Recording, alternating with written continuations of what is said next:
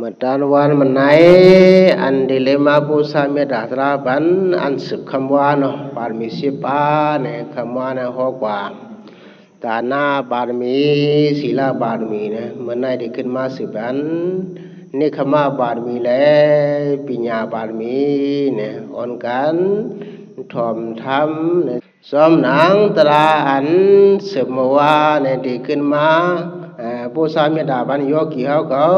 นี่ก็มาบารมีแล้วปัญญาบารมีเนาะก็บอกว่าก็บอกสังเลยมาหอบารมีสิบาในในสินะอันนั้นมันเป็นสินตังสุดกองเขาไหลจ้างไหลกรรมไหลให้สร้างกว่ามันเจ้านางพระบิณเจ้าเขาเนี่ยก็ไหลจ้างกรรมบารมีสิบาสิไหลเป็นพระบิณเจ้ากว่าหรือสีนั่นก็อันเป็นพิสีก็พุทธะเขาเนาะยหันดาเอกสาวกมหาสาวกยหันดาเขาเนี่ยก็เขาก็เลยพี่สั่งบารมีสิบาในสิเลยตลาดทุตลาดเมียดกว่าเนี่ยเสียอันเป็นสุกหายโยกีเนี่ยก็ดาดีเลยตลาดทุตลาดเมียดเนี่ยสิเนี่ยเขาขาก็ดูเลยข้าเจอแต่ซ้อมสินดังอันสุดกองเขาอันเขาฮิตสร้างกว่าเนี่ยบันสินดังกว่าเนี่ยสิแลจะว่าเจ้าก็เลยมาเอาปารมีสิบาในสิเลยมาโดดใครเนี่ยให้เขาขาเลยยินถมเลยยินให้เป็นธรรมะเต่านากุศลหรือสิเนี่ยมันก็เขาขาเฮ็ดจอมแต่จอมสินดังเนี่ยก็มันเจ้าหนังอันเขามุมมองใครกันใครยินใครตลาดทุตลาดเมียเนี่ยก็มันก็สั่งเลยง่ายๆรวมๆเนี่ยก็ในบารมีสิบาในสิเนี่ยตาหน้าบารมีและศีลาบารมีเนี่ยคำว่าก็จะเขาโตได้ใครเนี่ยกว่ายาวเนี่ยมันในสัมดีมาโตได้ใครเนี่ยนี่คำว่าบารมีเนี่ยปัญญาบารมีเนี่ยในคำว่าบารมีอันว่าในสิเนี่ยเพราะว่าเขาขึ้นมาสับเดียเนี่ยภายได้ในสินี่คำว่าอันว่าเนี่ยมันเป็นออกปูนเนาะเป็นออกปูนออกพ้นสังลาเนี่ยออกพ้นกิเลสกามานตนายเอาเนี่ยก็เพราะนั้นเนี่ยในบารมีสิบาในสิเนี่ยนี่ขมาบารมีในสิเนี่ยเป็นอันตวนสีปัญญาเนี่ยก็เพื่อสร้างเนี่ยนี่ขมาอนุวาเนี่ยออกพ้นตาดีออกพ้นเนาะกามาสุขาเนาะในสิเนี่ยเข้าขาเนี่ยดีเลยมีสังวิกาตระเนี่ยเพราะว่าเขาขามีสังวิกาตระเนี่ยสิเนี่ยเขาจึงขาจอนดีมีเจอกูเนาะในโลกาโลกนั้นเนี่ยอันเราก็เนี่ยมันเป็นทุกขติสาสมุทัยติสาหลายๆเนี่ยอันเป็นทุกขติสาสมุทัยติสาในสิเนี่ยมันได้เฮ็ดให้เขาอำการเย็นไหลมันได้เฮ็ดให้เขาขำทุกข์หลายๆเนี่ยก็เปิ้นนั้นเนี่ยเพราะว่าเขาขามีสติสังวิกาตาเนี่ยสิเนี่ยตาเขาดีใครออกพูดมูลในสัมสระเนี่ยมันเป็นไรเนี่ยก็เปิ้นนั้นเนี่ยต้นดาเนาะเพราะว่าคนเขาในสิเนี่ยสติสังวิกาตาเนี่ยมันก็ลองเยอะเนี่ยมันเจ้าหนังพอเขามาด้วยศึกเป็นพระเป็นเจ้าเนาะพระเป็นเจ้าโกรมาเนี่ยก็มันเจ้าเนี่ยก็เลยเทียมสร้างบารมีมาสิสร้างที่ใบเชียนกัมพาเนี่ยเนาะเลยเทียมบารมียาวเนี่ยไว้เทียมบารมียาวในสิเนี่ยก็อยู่ที่เมืองผีดูดีดาเนี่ยเสียวเนี่ยกำมือสุดตาที่เป็นพระเนี่ยถึงข้าวยามาแล้วเนี่ยลูกดีเมืองผีสิเลยมาเดสันติในเมืองโกนเนาะเลยมาเดสันติเมืองโกนเลยมาเป็นลูกชายคนหัวคำสุดหัวตนาเนี่ยเนาะก็เพราะว่าอันเป็นคนหัวคำสุดโรตนาในชื่อเนี่ยไว้มันไหลลูกชายยาวเนี่ยอันเป็นปุ่งหน้าเนี่ยเขาก็มาดวักเนาะดีลีหาดีจ้าเนี่ยปุ่งหน้าจิตก็เนี่ยมาดวักเนี่ยปุ่งหน้าเขามาดวักเนี่ยตาจิตก็ได้เขาก็เนาะลาดเนี่ยว่าเนี่ยเพราะว่าอยู่ในเพราะว่ากูในซื้อเนี่ยที่เป็นสัจจาวดีเนี่ยเพราะว่าน้องพาลงสังกันจ้างการตลาดเนี่ยจ้างเป็นพระเนี่ยเขาอ่อนกันลาดซึ่งไหนเนาะปุ่งหน้าด่าฮุกก็เนี่ย ปูนาอันก็เรียกเสียบุญปูนาก็ติญาเด้ดัดคอเลียวก้ยเนี่ยเตือนดีเป็นพระอมานยาวเนี่ยเพราะว่าปูนาเนี่ยลาเสนอก็อันเป็นเนาะอุโนคำพระเป็นเจ้าคุณโอคำสุดนาเนี่ยก็บอกว่ามีลูกชายก็เหลียวนะให้ก็บอกว่าเนาะคุณโอคำเนี่ยลูกหายได้ก่อนเนี่ยสิเนี่ยที่เอาลูกชายมันเนี่ยขึ้นเฮ็ดคุณโอคำเนี่ยก็เบื่อสนาเนี่ยกูลูกชายมันเนี่ยนุ่งสังกัดก่อนเนี่ยเลยจิมือลี่ๆเหลียงเนี่ยคนหัวคำสุดโดดหน้าเนี่ยเสียเนี่ยไหวกุนเท้ากุนปีนกุนตายหาสิเนี่ยไหวก็พวกกูหนวดคำพระบินเจ้าเนี่ยเนาะไลสติสังวิกาตระเนี่ยเพราะว่าไลสติสังวิกาตระเนี่ยเสียเนี่ยกูหนูสังการกูเข้าถึงในจ้างกันตระเนี่ยสิเลยเนาะจึงเมื่อเจ้าหนูคำพระบินเจ้าเนี่ยลี่ๆแหลงอันเป็นคนหัวคำสุดโดดหน้าเนี่ยเสียเนี่ยไหวกุนเท้าเนาะพวกหันกุนเท้าก็เป็นสติสังวิกาตระเพราะว่าหันกุนปิ่นโยกาตั้งปิ่นเนี่ยก็กูไลสติสังวิกาตระพวกหันกุนตายเนี่ยก็กูหันสติสังวิกาตระเนี่ยจึงตื่นว่าอำไว้เนาะก็บ่นั้นเนี่ยสนุลงพระเป็นเจ้าก็จะมือลี่ๆเหลี่ยๆมาดอกบ่ก็อย่างแน่เนี่ยสิเนี่ยกุนเท่าก็มียามหันคนปิ่นโยกาก็มียามหันเนาะคนตายก็มียามหันในปองกวยกาว่าเนาะกาไปไข่เฮกังลาเนี่ยเนาะคำพระเป็นเจ้าเนี่ยปารีมันก็เนาะได้เทียมสาวมามันก็เตรียมพวนกว่ายาวหรือเป็นพลายาวเนาะหรือเป็นพลายาวเขายามันถึงยาวเลยเนี่ยมีแต่ว่าหนึ่งอันเป็นเนาะคำพระเป็นเจ้าเนี่ยเนาะกว่าเลยในเถื่อนเนาะกว่าเลยในสื่อในสื่อเนี่ยอันเป็นคุณผีเขาก็เนี่ยมาเนี่ยผางหางเนาะคนเฒ่าคนตายคนปิ่นยาหันซะกว่าสิเนี่ยพระเป็นเจ้าก็เลยมาหันซะเนี่ยก็กูกว่านั่นเนาะกูกว่าเนี่ยมันก็ถามเนาะลุงน้องตะเปอันป้ากว่าซ้อมนั่นเนี่ยเขาก็พูดว่าเขาก็อย่ามาดีเท่าดีตายเส้นไหนฮะเนี่ยถามเนี่ยอันเป็นแต่เบมันก็ดีเป็นเส้นไหนใครเอาเนี่ยบนเส้นนั้นเนี่ยแต่ที่ออกพ้นมุ่งร้อนเนี่ยมีเส้นทางมันฮะเนี่ยมันถามว่ามีอยู่ค่ะเนี่ยเพราะว่าอะไรนุ่งสังการเนี่ยอะไรจากกรรมตรากว่าในซื้อเนี่ยดีจากออกพ้นมุ่งร้อนเนี่ยสัมสารในเนี่ยอันนี้คนปีเขาก็เลยมาเนี่ยนมิกสิมิโอเนี่ยพระมิจฉาก็เลยหันนมิกสิมิโอเนี่ยเลยสติสังวิกาตระสิเลยจนหางจนหัวสุดลางนางมีจีจิมโอสายบิสิเนี่ยจนแบบมั่วเลยเลยเข้าถึงเลยกว่านุ่งสังการเลยจากกรรมตระเป็นพระเป็นเจ้ากว่าเนี่ยก็บ่นั้นเนี่ยพอเขามาด้วยปืนเสนในก็แต่เขาที่ไหลตลาทุตลาเมียอันวานั้นในชื่อเนี่ยเขาขาหรือไหลมีสังวิกาตลาเนี่ยมันเจ้านางเขาขาอยู่ในโลกาโลกีเนาะคนเท่าก็เขาก็ยามหันจนเขายามเป็นสติสังวิกาตลาอยู่ฮะเนาะคนเป็นโยกาตั้งเป็นโยกานิสักเลยกว่าแล้วไปเลยเนาะขามโยกายาดูกูเข้ายามเสนอเขาหันมาเนี่ยก็จงเขาเป็นสติสังวิกาตระหือหรือสีน้ำก็กวนตายในก็เขาขาก็หันมันนำหน่ายเอาจงเขาเป็นสติสังวิกาตระหือเนี่ยเพราะว่าเขาขาอาจมีสังวิสติสังวิกาตระในเสนินตาที่ใครออกพุ่นมุ่นร้อนในสัมสราในมณียามเนี่ยก็เปิดสางในโลกาโลกีอันวันเนี่ยมันเหลือนใบนานะเขาอยู่ในเกโกนอันวันในสิเนี่ยอันเป็นแต่นากิลิสาเนี่ยสันเขาไว้เขาคาก็มีสติสังวิกาตระเนี่ยจริงเขาคาก็เปียวซ้อมเนี่ยตีเตมันเนี่ยเพราะว่าเขาคาเนาะเอาญาตระให้ตัวเนี่ยสิเนี่ยการโลกาโลกีอันวันเนี่ยมันเป็นการอันดีกว่าเนี่ยมันดีเฮ็ดให้เขาก็ยินไหลเฮ็ดให้เขาตุกเตียมกว่า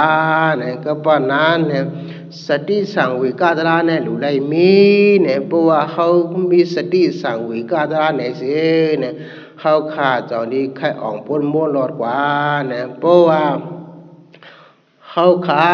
มีสติสังวิกาตราสีเลยใครอ่องป้นม้วนหลอดสิเนี่ยมันจอนี้เป็นในขมาปารมีเนี่ยในปารมีสิบาในขมาปารมีในสิเนี่ยมันอันตรวนสีมีปืนยาวเนี่ยก็ปืนสางเนี่ย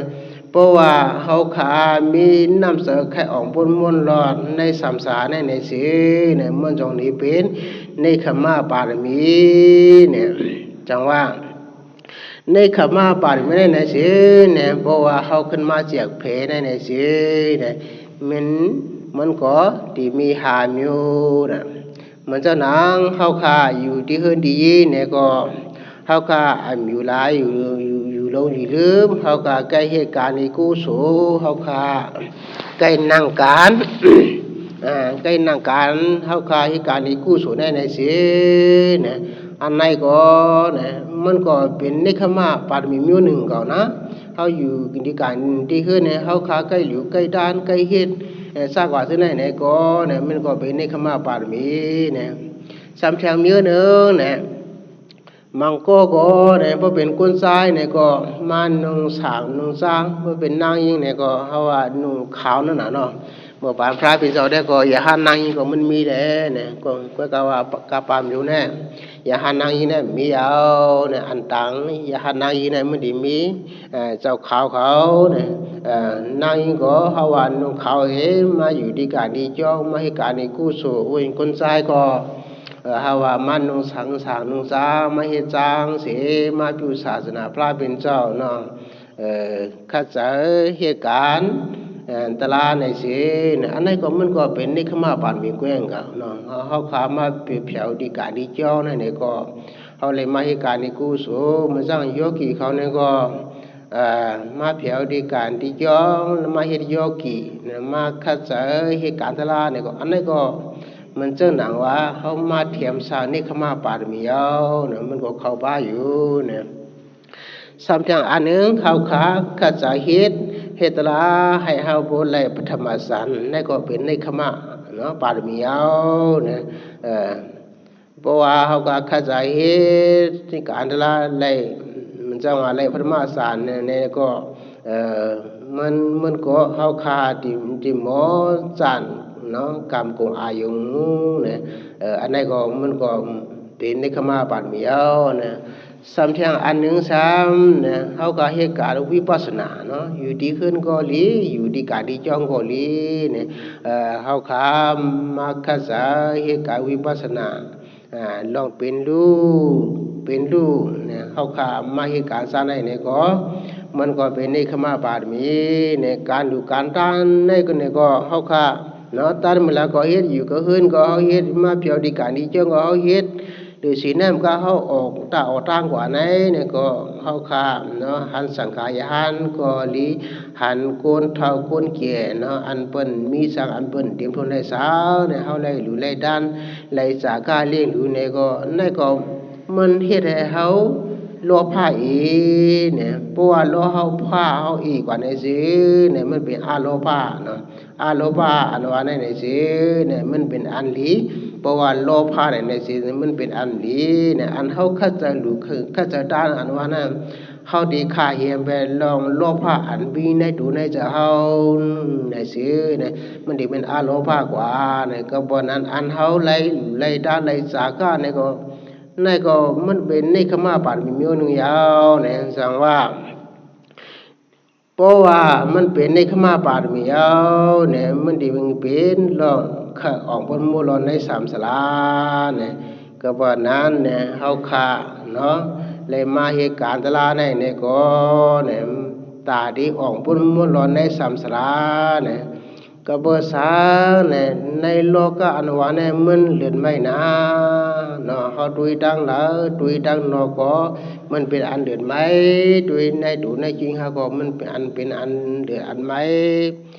อันละก็มันคือปัญญามันไหลลู่เนาะอันลีอันเข้มอันอยู่กับกำผานว่านะมันมีตอนหนังพระเป็นเจ้าเขาอริยบุคคลเขาพุงตะกูอย่างนะเขาก็ทำอำเรือเลยสังขารอันนี้ซะเนาะ lấy lưu quá này quay cả quá này ở đi à bố cụเขาอันว่าเนี่ยเขาจะดูขนาดเขาก็รู้ว่านี่สิดาก็เขาเปิ้อายุพิวไว้นิป่านเอวเนี่ยเขาอำเดสันเทียวก็กล่าวว่าผู้ดูสินเฮาในเด้เพราะว่าเฮาขาไปเลยตลาดทุกตลาดเนี่ยในซื้อเนี่ยมันก็ดีขึ้นเตสันทีดีๆยาวในจานหนึ่งยาวจานหนึ่งเนาะพอใน30 คงในเนี่ยมันดีขึ้นลงเนี่ยมันเยี่ยวไหวเลยเนี่ยก็พอสั่งเลยมันเป็นจังหือนะเนี่ยก็พอเอาไว้สาตนาสงสารเฮาไว้เนี่ยก็พอเฮาอำหูตลาอันเจอันจานะเฮาค่าอยู่ลงตูลุมคิงเนี่ยเฮาค่า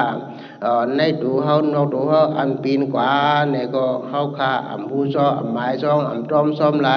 เนี่ยเฮาค่ากลมอยู่ซ้อมโลภะโทสะโมหะในสิเนี่ยสาปันเฮาในเนี่ยมันอำกัดเย็นไหลมันดีเหรียญไม้เนี่ยก็เพราะนั้นเนี่ยตาเฮาดีออกปนมุนหลอนลองไม่สาวในสิ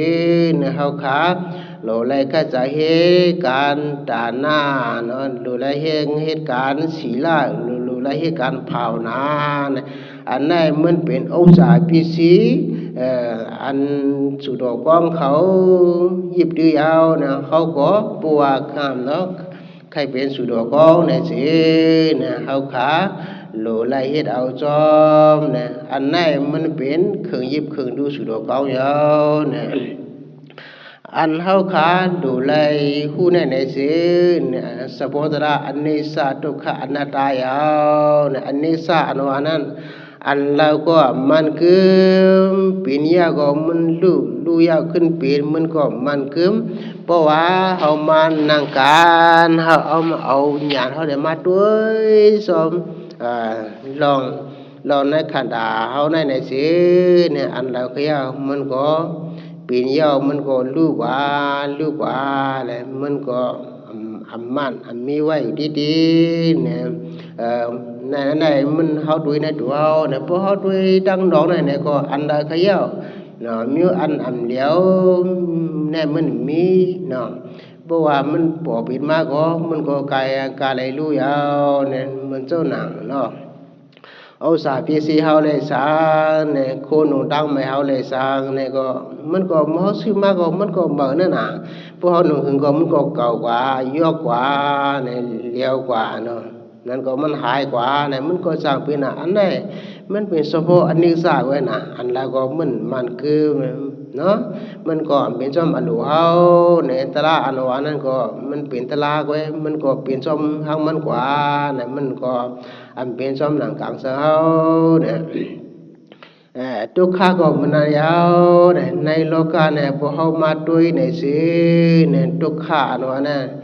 น้ำวันน้ำว่าก็เพราะว่าเนาะเฮาขาก็มีสติตลาดเฮาขาด้วยซ้อมในเฮาหมานแกเพราะว่าเฮาขาไว้สตินิ่มๆแม่เฮาขาด้วยจ้องยับจ้องอันว่านั่นในสิ่งทุกขาอันว่านั่นมันก็น้ำวันน้ำกับปานไม่รู้นั่นทุกขาอันว่านั่นเนาะหาหูโคมันก็ปุ่มไหลเอาน้ำวันน้ำว่าก็มีก็ใครมีแทงโลภะเนาะข้าจะเฮ็ดละหยาบละเย็นเนี่ยเนาะทุกข้าอันว่านั่นเด้พอก็เนาะทีไรทุบดวงบางมาเนี่ยก็เปิดนั้นเนี่ยตาเฮาดีออกปุ่มมัวรอเลยทุกข้าอันว่านั่นในสิเนี่ยฤาษีพระตราสังขารเนาะฤาษีตาหน้าศิลาภาวนาเนี่ยมันมีสังแทงยาวพระตราสังขารว่าเนี่ยมันเป็นตีเกยลีเฮาตีเฮาผังผู้โสเฮาคาหรือเลยปูโสมูซาหรือใกล้ถมทำตลาสินศีลาก็เฮาคาหรือไรตีกามเนี่ยมันเจ้าหนังมะไก่เนาะเฮาคาขามศีลแปดเนี่ยก็อันไหนก็มันก็มันเจ้าหนังเนาะศีลห้าศีลก็เลยสร้างศีลแปดศีลได้สร้างเนี่ยเฮาคาเนาะไรห้ามไรตีกามเนี่ยมันก็เข้มแด่ต้นดาบเพิ่นก็เฮาเข้มแด่ต้นดาบเฮาก็เข้มแด่มันเจ้าหนังปานาธิบาดาเนี่ยก็ห้ามเพราะว่าห้ามเอาดูสาวเปิ้นตายเนี่ยก็ ปนก็เลยช้ำสากว่าตอนนั้นเขาก็เลยช้ำสามันนันยาวมันจะอะไรหน้าดานาวาเนาะลองเอาสายพิสิเป็นพวกเขาเอาเนี่ยก็ปนก็มีพรดีตอนนั้นเขาก็พรดีพวกเขาเอาคู่ปนก็มาละคู่เขาปนก็มาเอาคู่เขาในสิ่งนั้นก็มันช้ำสายเอาเนี่ยมันซะหนาเนาะการไม่สู้อาจจะมาสติยาวมุสาวาทซึ่งนั้นก็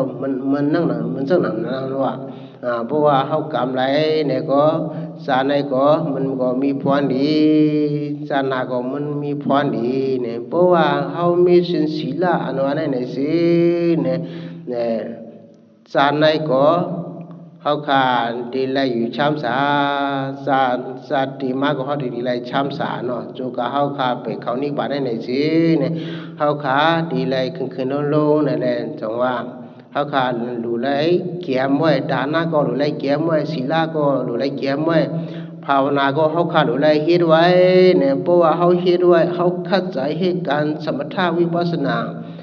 เนาะเขาขาเข้าใจเฮ็ดดีแล้วเนี่ยจานได้ห้อมในตลาดทูตลาดเมียดก็มันได้เป็นชื่อพันกว่าสิจาติมาเนี่ยก็เข้าคางสั่งไรขึ้นเนาะสั่งเป็นผีก็มันสั่งเป็นผีเมียสั่งเป็นก้นขึ้นก็ได้เป็นก้นเมียสั่งเป็นก็เป็นช้างเนี่ยก็เข้าขาที่เป็นช้างเมียเนี่ยอาจารย์ว่าลอง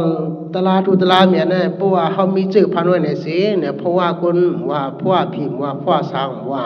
เพราะว่าเขามีชื่อพันในสิเนี่ยเขาสั่งยาเนาะพระเป็นเจ้าพวกมาในสิเนี่ยพวกพระเป็นเจ้าโหบัตรละเขาในสิเนี่ยเขากาก็สั่งออกพ้นม้วนนอนกว่าเนี่ยมันจะน่ะเขาขึ้นมาด้วยพระเป็นเจ้าคนมาเนี่ยก็เนาะเป็นพระมาอันว่าเนี่ยตาที่มาชวดผีชวดคุณสร้างเส้นอะไรไหลพวงมาเนี่ยพระเป็นเจ้าก็ไหลชวดมามันจะหนักคุณเนี่ยก็คุณอันไรตลาดทุตลาเมียดกว่าก็ตั้งนำตั้งหลายอ่านเพิ่นไรเนาะผีก็อันไรถ่อมตาดอกพระเป็นเจ้าไรตลาดทุตลาเมียดกว่าก็มีขุนช้างเขาก็ไรถ่อมตาดอกพระเป็นเจ้าสิเนาะไรนี่ป่านกว่าก็มีทั้งน้ำเนี่ยสองว่าซื้อผ้าอันวานเนี่ยเขาถูรีหวานไว้ถูรีผูไว้เนาะจานได้เขาผูไว้เนี่ยก็เพราะว่าเขาก็มีเจอพันไว้เลยเนี่ยจังเขาก็เลยมาทุบศาสนาพระเป็นเจ้าเลยขึ้นมาเป็นในกุศาสนาพระเป็นเจ้าเนี่ยช่วมันก็ยาวนานเนี่ยก็เพราะนั้นเนี่ยมาเหลียวเนี่ยเขาก็เลยมาเป็นกุลเลยมาทุบศาสนาพระเป็นเจ้าเลยมาเหตุการณ์ฐานะศีลาภาวนาเนี่ยมันก็เข้มเด็ดๆเนาะเขาอย่าหลงอย่าลืมมาเหลียวเนี่ยเขาก็ตึกเฮ็ดเลยกว่าเลยไปเลยเนี่ยเขาขาดูเลยข้าเจ้าเนาะดูเลยข้าเจ้าเฮเนี่ยผู้ว่ากว่าเล่มไปเล่มพี่ไรมาเนี่ยมันก็มันหยาบใจเนี่ยเมื่อเดียวเขาก็ตึงมีเห็นตึงมีเฮียงตึงกว่าไรไปไรเนี่ยสิเนี่ยเขาขาก็ดูเลยข้าเจ้าเฮเนี่ยเพราะว่ากูอันว่าได้เนี่ยสิเนี่ยเพราะว่าเขามาด้วยกาขันเพราะว่ากูอันว่าได้เนี่ยสิเนี่ยมันจะอุจจาระสิกาขันคนอันว่าเนี่ยมันเป็นตั้งหูตั้งหมอปีญาเอาเนี่ยก็เพราะนั้นเนี่ยปีญาโลกีก็เข้าขาดูแลหมอปีญาตั้งหูตั้งเขียบตั้งในโลกุตระก็เข้าก็ดูแลหมอนั่นน่ะเนาะปีญาตั้งหูตั้งหมอในโลกีอันว่าเนี่ยก็เนี่ยเข้าขาดูแลหากินเลี้ยงต้องวันละวันนั้นเนาะแต่พี่เขาหึงดูแลสาเนี่ยเข้าขาดูแลหมอเพราะว่าเขามีตั้งหูตั้งหมอปีญาในซื้อเนี่ยแต่เขาดีเลี้ยงลูกชายจะได้ไม่ดียาหรือสิเนี่ยมันก็ตั้งหูตั้งหมอปีญาในโลกุตระเนี่ยก็ธรรมะเนี่ยก็เขาขาดูแลเลี้ยเพียนหรือใกล้ถ่อมตราหรือใกล้ตัวลีกตราหรือใกล้นางตราอันไหนมันก็ตีเป็นพรดีกว่ากุศลศาสตร์โตเฮาพูดถึงนิพพานนะก็เพราะนั้นเมื่อดันว่ามันในโยกีเขาเนี่ยก็เลยมาเข้าใจเหตุการณ์ตาหน้าเนาะศีลาภาวนาเนี่ยก็มันก็เข้มเด็ดที่ตั้งอันว่าในเมื่อเขามีไว้เขาขาหรือไรข้าจะเฮ็ดเนี่ยปีหน้าทาไปอันว่านั่นน่ะพอก็มู่จอมเผอพอดีเมื่อทางเผอเนี่ยก็เฮ เขาขาหมูไหลไม่เหลียวปิดสุกบานแน่การลีเนี่ยเขาหินไรเอาไรแน่เขาขาหรือไรหิดเอาเนี่ยจังว่ามาตั้งว่ามันแน่โยกีเขาเลยมาเหตุการณ์ด่านหน้าการศิลาเผาหนาจะได้ในสินให้มันเป็นพอนีกุศลให้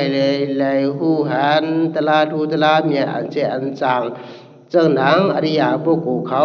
ขันไว้กูกลัวกูกวนตามโมดาวสีกามลุยด้านเนา